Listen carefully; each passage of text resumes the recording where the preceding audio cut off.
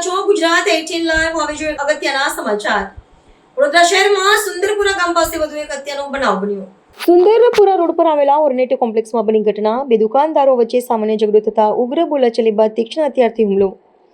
Hair સલૂનમાં કામ કરતા મિતેશ લીંબચિયા પર ઓર્નેટ કોમ્પ્લેક્સમાં જ રહી કરિયાણાની દુકાન ચલાવતા કિરણ ચાવડાનો હુમલામાં મિતેશ લીંબચિયા ગંભીર રીતે ઇજાગ્રસ્ત થતા હોસ્પિટલ ખસેડાયો. હોસ્પિટલ પહોંચ્યા બાદ મિતેશ લીંબચિયાને ડોક્ટરે મૃત જાહેર કર્યો.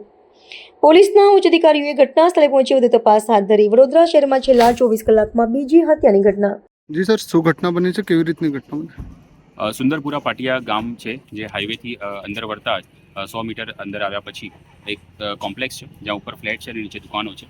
ત્યાં બે દુકાન છે. એક દુકાન હેર કટિંગનું સલૂન છે અને એની બાજુમાં અડીને જ એક કરિયાણાની દુકાન છે.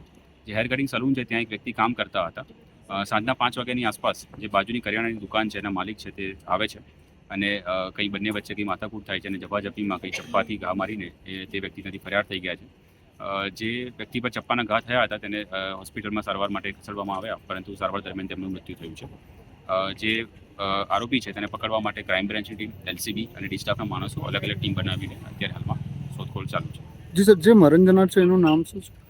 મિતેશ લીંબાચિયા કરીને જે ભાઈ હતા, જે અહીંયા સલૂનમાં કામ કરતા હતા, તેમની અત્યારે મૃત્યુ થયું.